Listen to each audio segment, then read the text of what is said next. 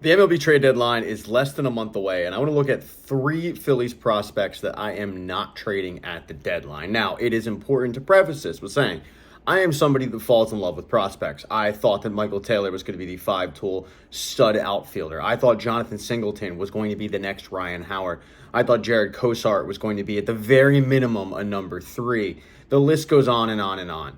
I have fallen into the hole that a lot of people that follow the minor leagues fall into, which is you just fall in love with these guys and you convince yourself that they're probably more than they end up being. And a lot of times you end up being wrong, which is fine.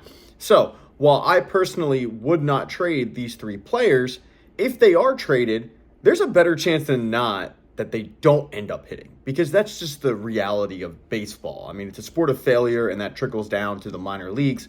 And a quick look at any futures game roster will tell you that from the past. I mean, I looked at the 2015 roster. It is gross. By the way, features former Phillies prospects Jake Thompson and Jorge Alfaro, to give you an example of that. But because the trade deadline is approaching, I'm going to list the three guys that personally I'm not moving. And it's for various reasons, and it might not be who you think. Now, the first one is going to be the obvious one. It's going to be Andrew Painter.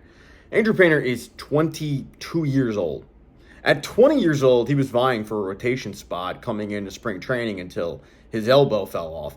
Now, they repaired that elbow, and he still missed 2 years. And even though he was elected to the Futures game this year, he's not going to pitch because, after all, we got to wrap him in bubble wrap. It's been one of the things that I've been pounding the table against all year long is the Phillies' handling of Andrew Painter. Instead of letting this kid just pitch, no. We have to act like he had the surgery yesterday instead of the reality he had the surgery 2 years ago. But he is 22 years old. He is at AAA. He's not thriving at AAA. He's fine, and he's doing pretty damn well if you consider the fact that he is just 22. But I think when you factor in what fans were expecting out of Andrew Painter and what they've gotten out of Andrew Painter at AAA, he's not forcing the Phillies' hand to call for a promotion. Now, I know that Jim Salisbury from PHLY wrote an article pondering the question of, do the Phillies call him up? McAble just had the worst start of his career. His calling card of struggles, which is walks, reared its ugly head the other night when he couldn't even get through 3 innings. He was just walking everybody. So do the Phillies send McAble down, bring Andrew Painter up, and just see what he's got? I wouldn't, because I want the kid to force the Phillies' hand. I want the kid to go out there and pitch so well that the Phillies don't have a choice. And that's basically what Mick Abel did. Mick Abel, I don't think, was the number one pitcher to get called up when the season started if you looked at the AAA roster. And hell, even if you looked at the organization, I don't think the Phillies were like, if anyone goes down, we're calling up Mick Abel. Because you got to remember, the kid had a 6.5 ERA the previous year, but he forced their hand. And that's what I want from Andrew Painter. He's not having the best year, but the stuff is there. When you factor in that Zach Wheeler is set to retire when his contract expires in 2027, well, at that point, Andrew Painter would be 25 years old. You're going to want somebody to slip into that spot of ace. It's certainly not going to be Aaron Nola, I don't think. Once again, I hope I'm wrong. I've railed against that guy all season because that contract's terrible. But the other thing you have to factor in is the Phillies, they're pretty much good on pitchers for next season. I mean, they've got Zach Wheeler, Aaron Nola, Christopher Sanchez, Jesus, they're all locked up. Jesus Luzardo is under team control, and if you're really desperate, Taijuan Walker has another year left on his contract at $18 million. So your rotation theoretically could be set. You're expecting, though, Andrew Painter to come in spring training and vie for that fifth starter spot. So when you factor all that in, when you factor the makeup of this kid, the stuff, what the scouts see, the fact that the returns from the Arizona Fall League were really, really positive, I'm not trading him. And I don't think a lot of Phillies fans are trading him, except for Ohtani. Now, when I'm looking at another player, and I think that this is where the controversy might start, and this is where people might hit me with like an LOL clown, I'm not trading Justin Crawford. I'm not doing it. 3 out of the past 4 trade deadlines, the Phillies have looked for an outfielder. I mean, just let that sink in. 3 out of the past 4. This is going to be another year where they're once again looking for an outfielder because they have had the Austin Hayes, Brandon Marshes, Max Kepler, Johan Rojas's, Corey Dickersons of the world. Like, they've had those guys that you'll convince yourself, hey, I mean, this guy could be it, and then they're not.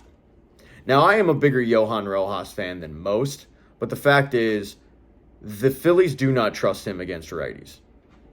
Just like the Phillies really don't trust Brandon Marsh, even though he's like 28 against lefties. They don't trust Johan Rojas against righties. I would like to see Johan Rojas with a full season of just sink or swim. They're never going to give it to him. On the flip side, if you end up trading Justin Crawford,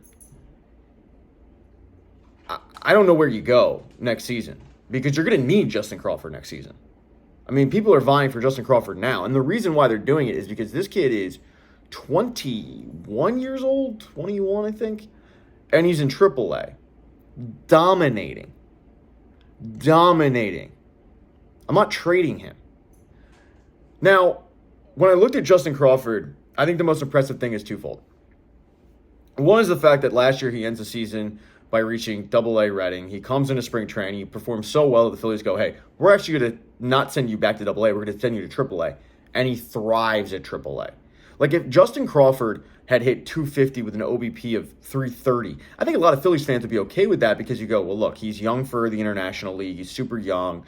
It's his first taste of the International League. He's facing some pitchers that have major league experience. Like, I'm okay with Justin Crawford hitting 250 and 330 because next year, he'll acclimate more. He'll be ready for it, and then boom. No, he's not hitting 330. He's not hitting 250. He's hitting 330. His OBP is 4. This guy is a prototypical leadoff hitter. He gets on base a ton. A lot of contact. Oh, and by the way, he's on pace to steal 40 bases again for the third straight season at 21. Now, it's not fair to compare him to Carl Crawford, his dad, because you have the genetic thing too. I mean, you can literally look at who this guy will be. His dad at the age of 21 was in his first full season of Major League Baseball. But when you look at Carl Crawford, the dude was a 4-time All-Star and was a stud for the Devil Rays. Stud. So when I look at Justin Crawford, I look at a kid that next season should be able to take either center or left.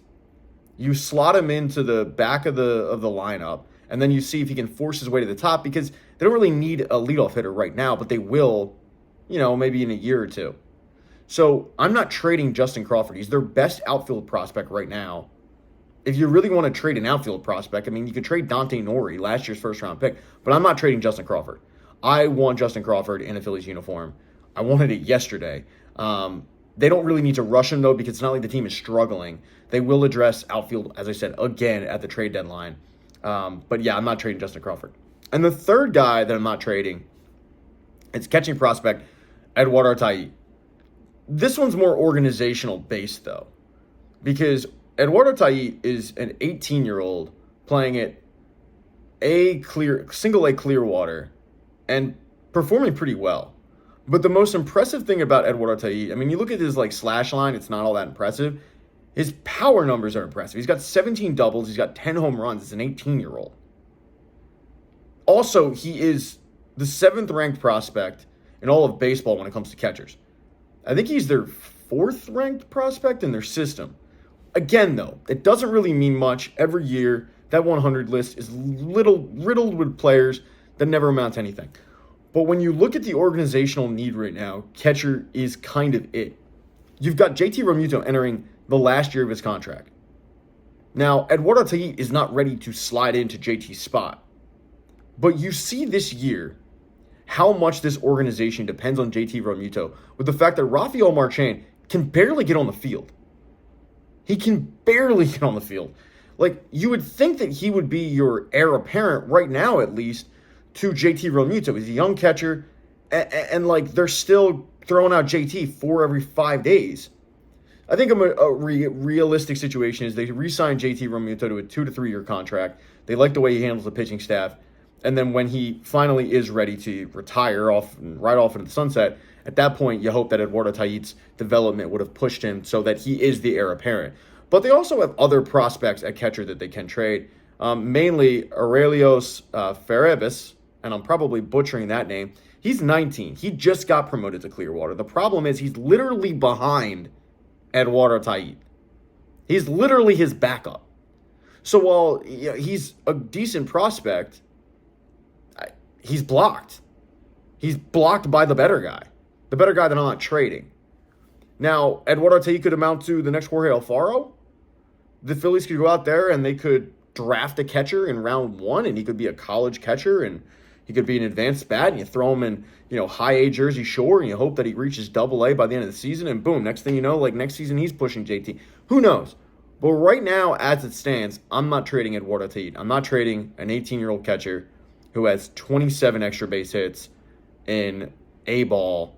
I'm not doing it.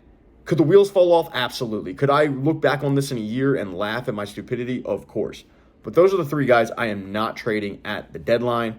It is Andrew Painter, Justin Crawford, Eduardo Tai. Consider subscribing to the channel. Subscribing is cool. Cool kids are doing it. Thumbs down, thumbs up, whatever. You guys know where the buttons are. Try to be nice in the comment section. All right. That's all I got. Go Phillies.